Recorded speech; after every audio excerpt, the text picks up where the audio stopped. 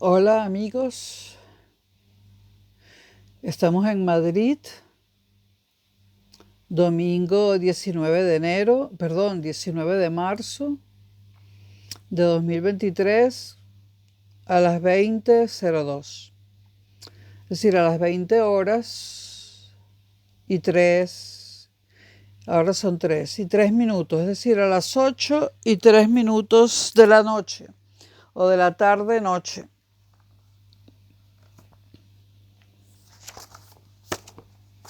Estoy usando auriculares porque porque está puesta la lavadora. Bueno, vamos a hablar de Benito Mussolini. Benito Mussolini, el ícono, sin lugar a dudas, del fascismo. Durante casi un cuarto de siglo, Mussolini, la figura de Mussolini, tuvo una repercusión en la historia de Italia y de Europa. De Europa, porque Italia fue aliada de Japón y Alemania en la Segunda Guerra Mundial. Mussolini fue dictador de Italia durante casi 2 décadas. Millones de italianos lo respaldaron y también muchos admiradores en Europa, incluyendo no fascistas. Mussolini gozaba de una altísima popularidad en los Estados Unidos. Esto puede causar alguna sorpresa, pero el que no me crea puede buscar el libro Mussolini and Fascism, The View from America, de John P. Diggins. No lo he visto traducido al español, pero el título es Mussolini y el fascismo, la vista desde América, o sea, visto desde Norteamérica. Y el autor es el historiador John Diggins. Repito, en este libro podemos enterarnos de que Mussolini también gozaba de una gran simpatía del otro lado del Atlántico, nada menos que en los Estados Unidos. Mussolini amaba la guerra. Entre los años 20 y 30 del siglo XX, Italia se vio sumida en una larga serie de conflictos bélicos. Corfú, Libia, Etiopía, España y más. España durante la Guerra Civil Española. Pero después de 1940, lo que el mandato en Italia de Mussolini había logrado era la miseria, el sufrimiento y la devastación en Italia y en todos los territorios italianos. En 1943, Mussolini es destituido. Pero hubo una breve y terriblemente sangrienta restauración de Mussolini en el poder bajo la égida alemana. Es decir, lo destituyen en Italia, pero Alemania lo devuelve al poder en una restauración breve pero muy sangrienta. Como todos sabemos, en abril de 1945, Mussolini sufre una muerte violenta a mano de los partisanos, dejando tras de sí un país en ruinas. Winston Churchill, que durante cierto tiempo fue un gran admirador de Mussolini, y es que Churchill tiene muchas facetas que, si bien son conocidas por los estudiosos de la figura de Churchill, no se les hace mucha propaganda porque hay una corriente que todavía sigue y que comenzó durante la Segunda Guerra Mundial de considerar a Churchill un gran hombre, ¿no? Pero los grandes hombres a veces tienen episodios muy, pero muy oscuros. Y Churchill tuvo muchos. Buscando bien en la bibliografía se pueden conocer.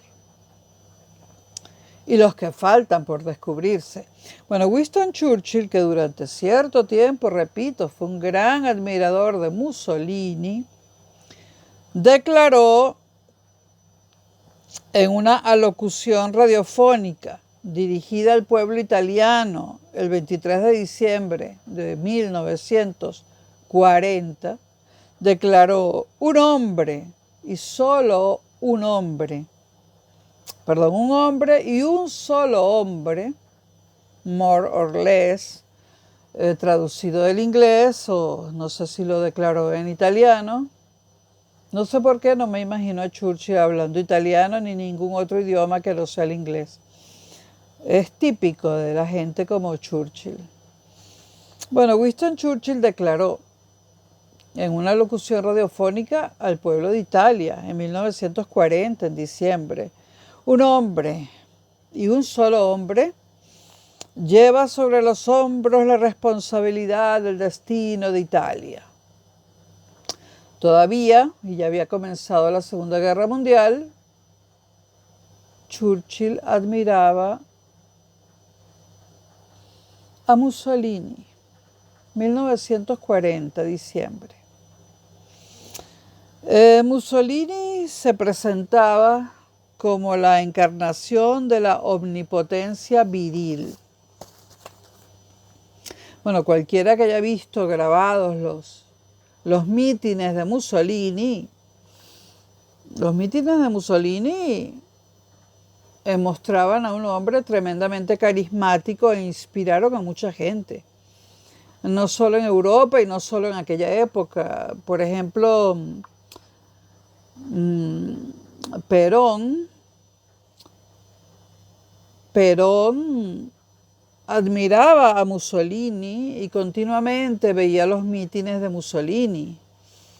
Y el primer Chávez, el Chávez de los golpes de Estado y el Chávez prisionero en la cárcel de Yare, ese primer Chávez también admiraba a Mussolini. Porque lo que muy poca gente sabe fuera de Venezuela, y a la oposición venezolana no le conviene decirlo, es que Hugo Chávez comenzó siendo un fascista. Si quieren, grabo un video sobre esa faceta. Yo la viví. Bueno, Mussolini se presentaba como la encarnación de la omnipotencia viril.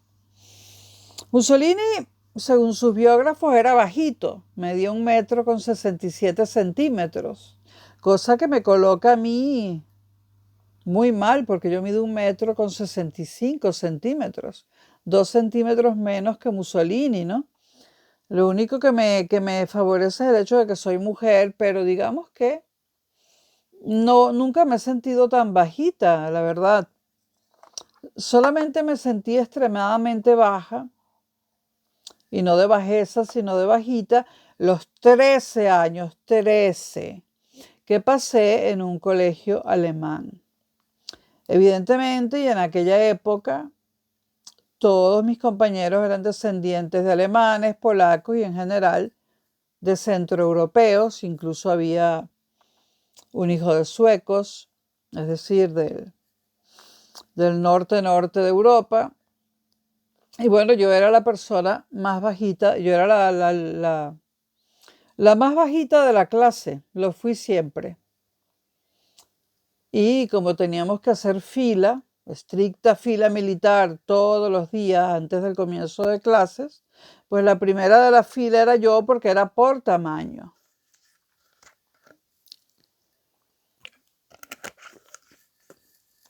Era, ojo, una fila unisex. Era un colegio en ese sentido muy abierto, pero era por tamaño y yo era la primera. la más bajita. Creo que como española de mi generación, no soy tan baja. Bueno, dejemos lo personal. Ya hablamos de Churchill, ¿no? Y de la virilidad de Mussolini. Mussolini era bajito, repito, rechoncho y calvo.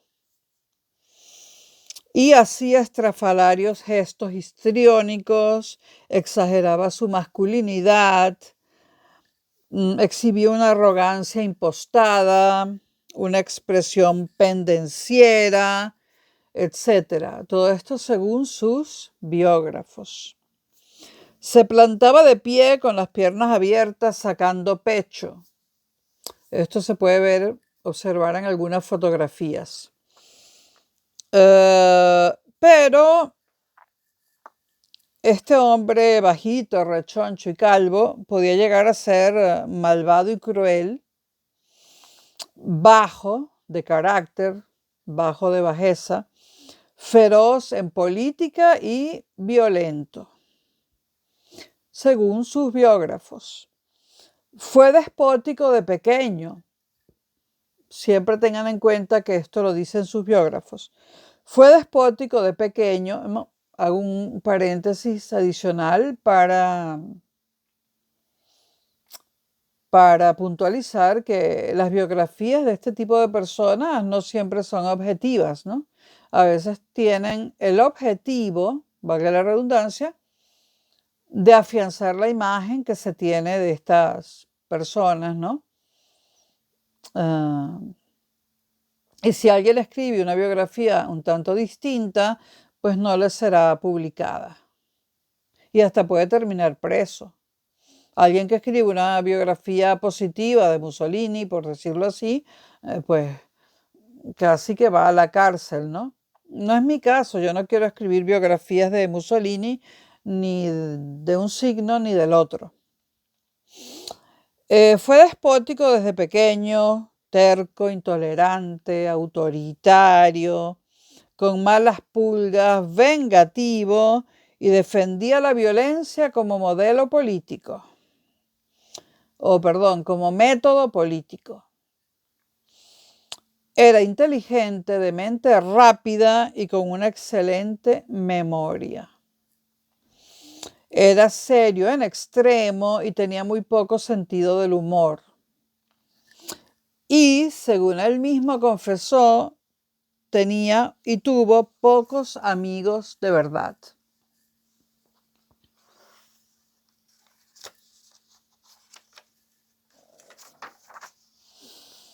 Italia estuvo marginada por décadas por gobiernos oligárquicos, mediocres, corruptos, etc., ¿no?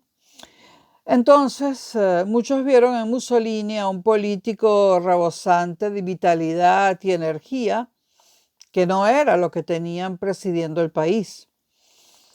Por un lado, tenía una imagen forjada por él de forma explícita de un dinamismo inagotable, una gran capacidad para la acción inflexible y resuelta, una indómita fuerza de voluntad y un irresistible espíritu de transformación revolucionaria. Esta era su imagen. Si a esto sumamos su aspecto, ropas, modales, poses y retórica política, estas dos cosas sumadas ofrecían algo radicalmente nuevo de la política de la élite burguesa que gobernaba Italia. Ofrecía, es decir, una ruptura con el pasado. Mussolini representaba la era moderna en el sentido de la edad de las masas. Y además creía ser un hombre abocado a un destino histórico. Esto, entre paréntesis, lo llamaba Freud la neurosis de destino, lo cual es un tema muy interesante de la obra de Freud. Tenía una estudiada conducta masculina, viril y marcial. que encajaba con el ideal de un liderazgo fuerte. Tuvo muchísimas admiradoras y fue adicto al sexo. Sus incontables relaciones amorosas, muchísimas de ellas efímeras, es decir, que duraban muy poco, pero eran muchísimas, comenzaron en su primera juventud y se prolongaron hasta su último y sólido vínculo con la mujer que habría de compartir su muerte en 1945, Clara Petacci. Clara Petacci fue la última amante de Mussolini y fue la que compartió esa terrible muerte que sufrió Mussolini en 1945 por parte de los partisanos. No era, y de todo el pueblo que salió a ayudar, por decirlo así, no era su esposa legítima, era su última amante, que compartía con él muchas cosas que su esposa no compartía. La que muere con Mussolini y es colgada por los pies es Clara Petacci. Su esposa, Rachele Guidi, casada con él en 1915, le dio 5 hijos y lo soportó y no acertó a cambiarlo. Mussolini era de extracción humilde. Nació en 1883 en la aldea de Dovia, muy cerca del municipio de Predappio, al que pertenecía. La aldea de Dovia pertenecía al municipio de Predappio, al que pertenecía. La aldea de Dovia pertenecía, al municipio de Predappio, doble P, en la región de la Emilia-Romagna, en el norte de Italia. Benito Mussolini fue el mayor de 3 hermanos. Su padre Alessandro era herrero y un modesto agricultor. Sin embargo, fue uno de los primeros entusiastas del socialismo en Italia. Un socialismo entreverado de anarquismo. No sé por qué me recuerda, me acabo de acordar de Pasolini, pero nada. Su padre, repito, Alessandro, además era crítico con la iglesia, con los terratenientes y con las altas esferas políticas. Alessandro fue durante un tiempo, el padre de Benito, concejal de Predappio. Contagió a su hijo tanto sus tendencias socialistas como su temperamento colérico.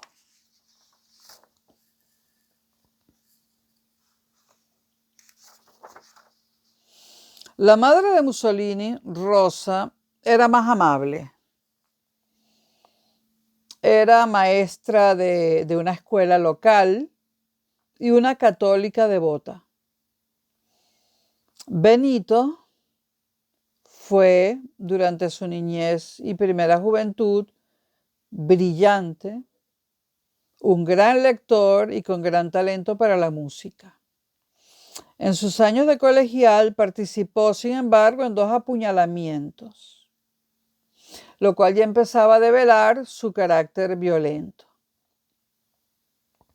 En 1902, Benito Mussolini comenzó a hacer carrera como periodista. Escribía en un semanario socialista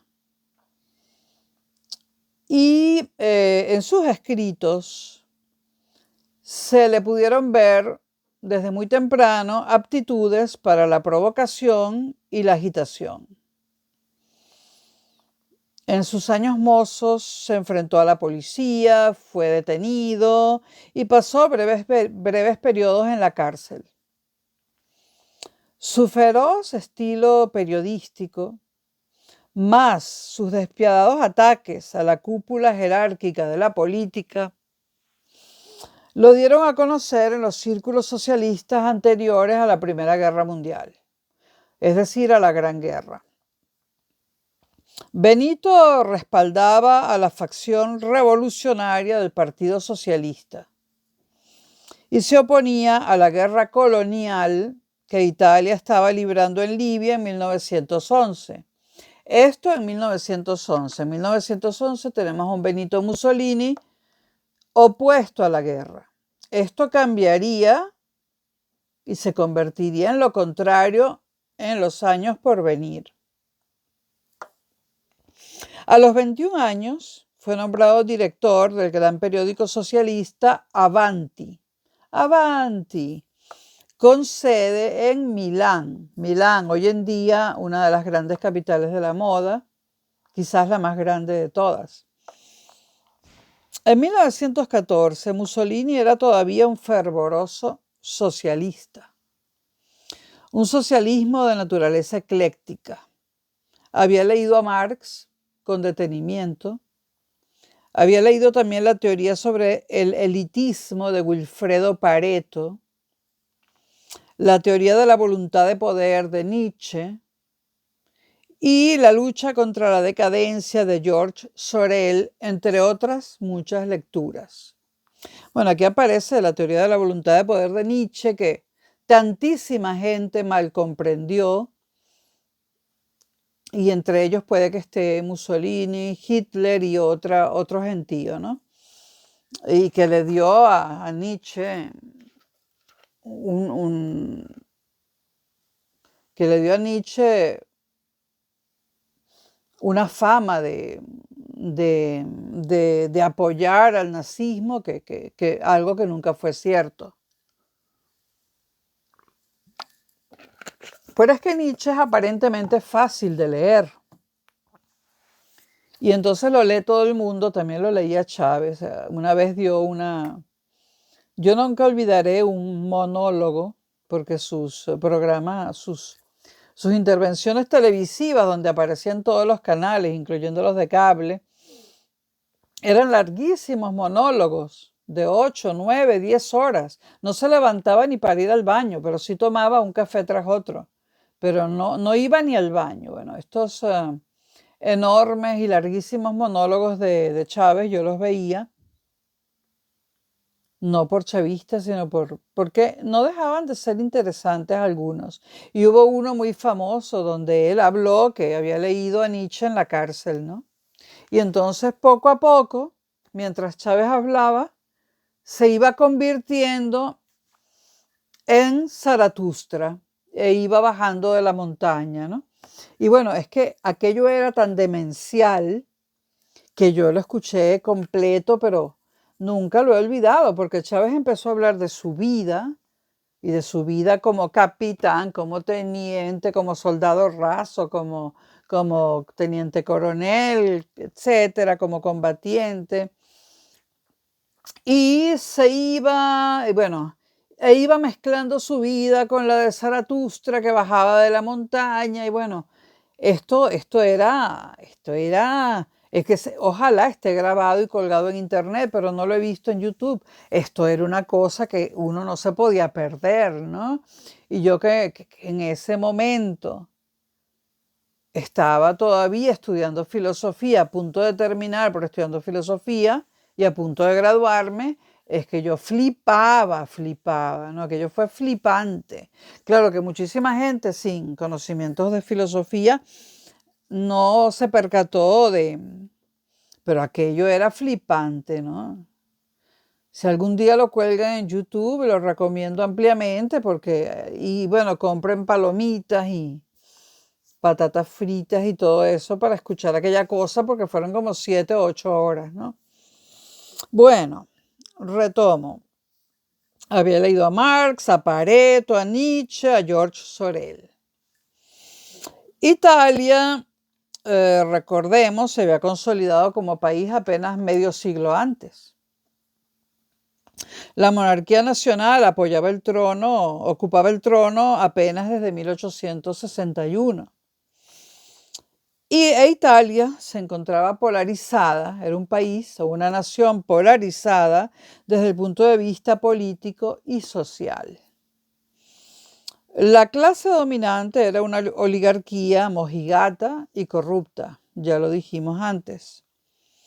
El estallido de la Gran Guerra o Primera Guerra Mundial cogió a Mussolini defendiendo la neutralidad de Italia.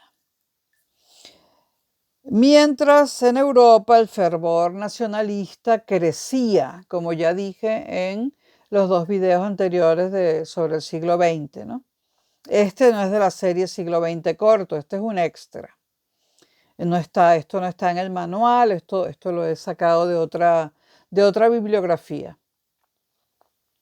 En Europa, repito, el fervor nacionalista crecía y la propia guerra, pensó Mussolini, actuaría como un catalizador del cambio revolucionario.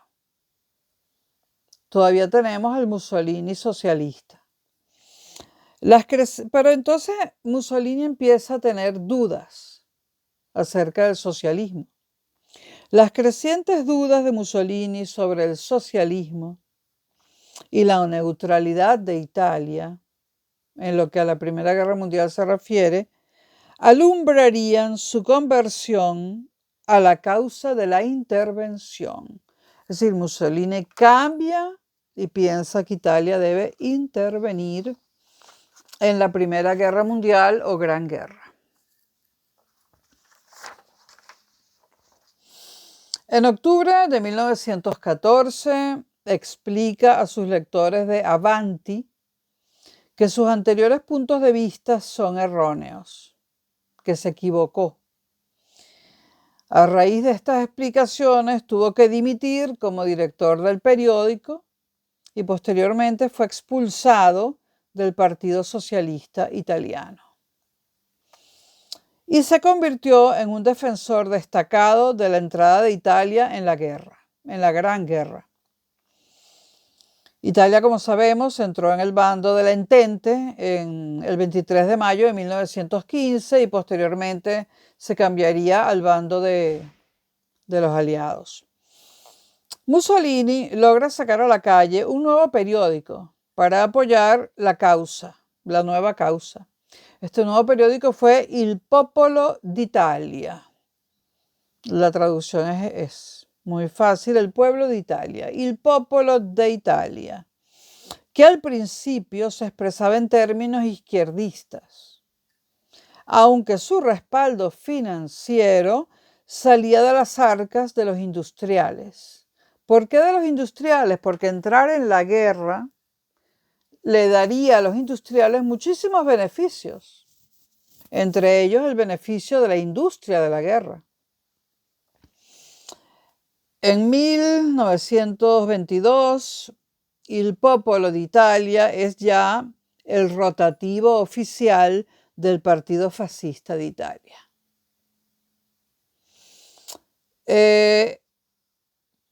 Ese periódico, Il Popolo d'Italia, era el portavoz de diferentes grupos.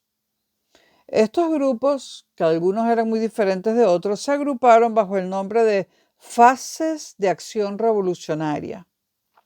Pero su influencia en esa época fue casi nula. Fazzi, en italiano, F-A-S-C-I, en español fases, significa más o menos, more or less, agrupación. En su origen designaba la insignia de los antiguos cónsules romanos. Si estamos hablando de cónsules romanos, estamos hablando de la época republicana de Roma, es decir, la segunda época de Roma, que tuvo 3 épocas, ¿no? La tercera fue la época imperial. La época de los cónsules fue la época republicana.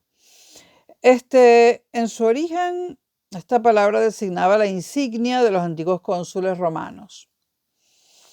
Pueden buscarla en Google Imágenes y la verán, ¿no? Ya Mussolini no veía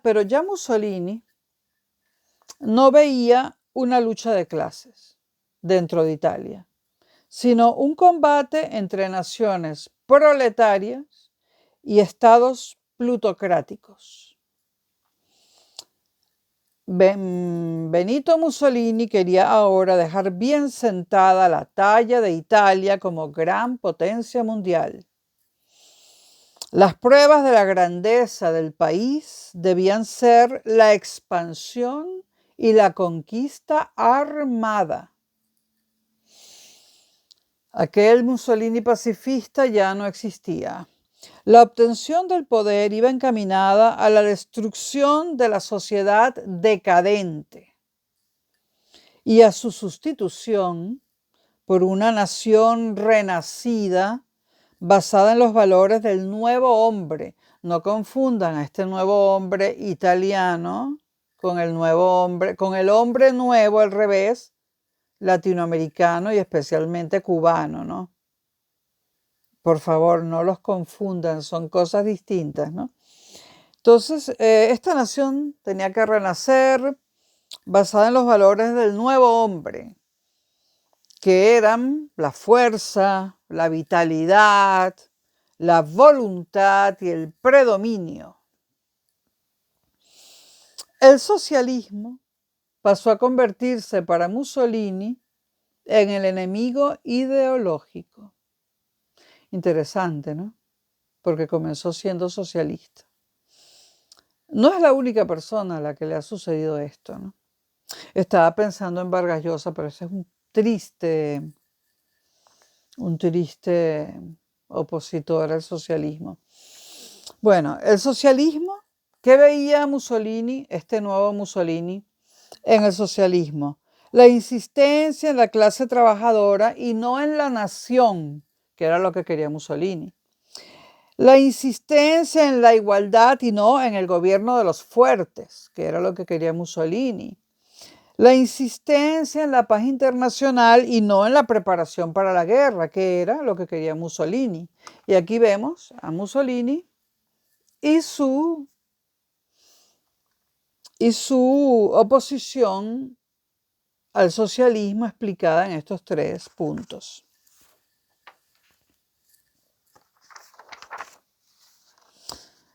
En febrero de 1919, ya había terminado la Gran Guerra, acababa de terminar, comenzaron a reunirse pequeños grupos de personas desencantadas, pero sin arraigo político, muchos de ellos veteranos de guerra terriblemente agraviados por las circunstancias. Y comenzaron a reunirse en pequeños grupos que se llamaban en italiano fazi di combattimento, es decir, fases de combate. Fases de combate. Nada que ver con la asociación de Aznar, que además se llama fases, no fases. Bueno, fazi di combattimento.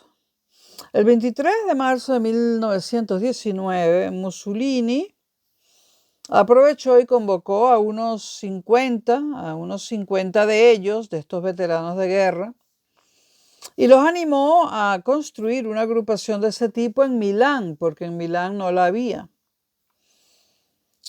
Y esta agrupación pasó a ser una de las 37 asociaciones existentes en la Italia de la época, es decir, había 37 fazi di combattimento.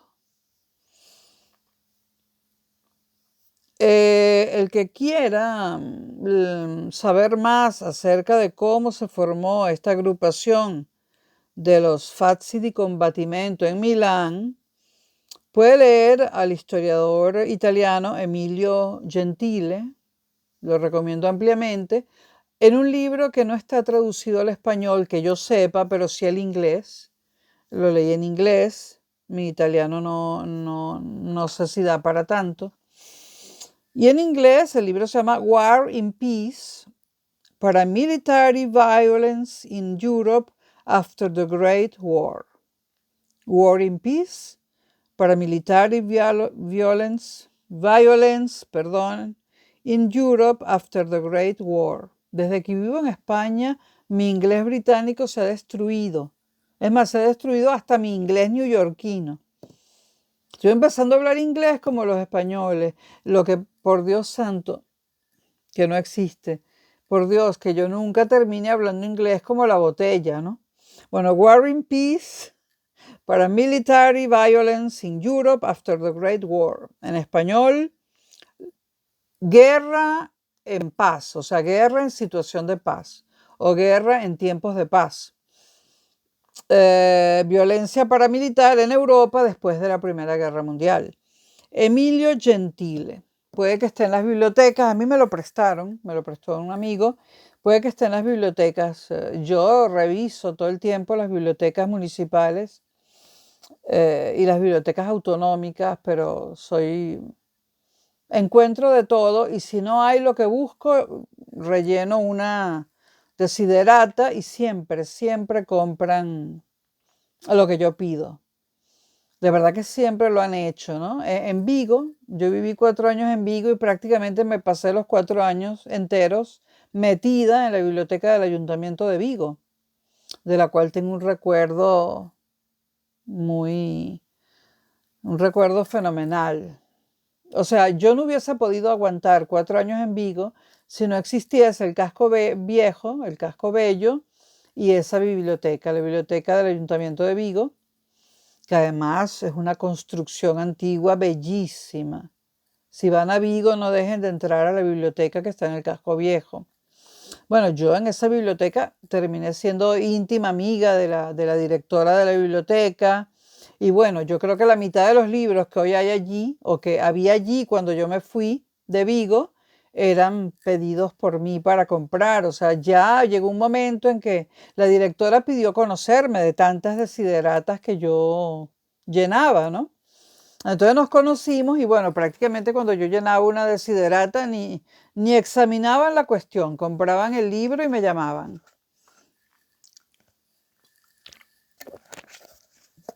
Esa ha sido mi contribución a Galicia, aumentar el número de buenos libros en la biblioteca del Ayuntamiento de Vigo. Bellísima como construcción por fuera y por dentro, tienen que ir. Bueno, les había dicho que yo recomendaba este libro, no lo voy a volver a mencionar, lo mencioné 3 o 4 veces, para los que estén interesados en saber en detalle cómo se formó la agrupación de los Fasci de combattimento en la ciudad de Milán. Esta agrupación de los Fasci de combattimento, la de la ciudad de Milán, terminaría convirtiéndose, bajo la dirección de Mussolini, en el Partido Nacional Fascista. La toma de poder por parte de Mussolini en Italia se da en el año 1922.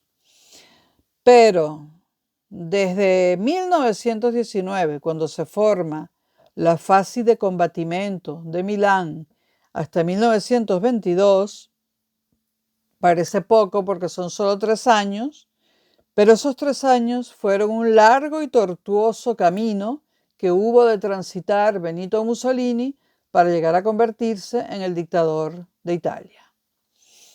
En próximos videos, la continuación de la apasionante vida política de Benito Mussolini. Hasta pronto.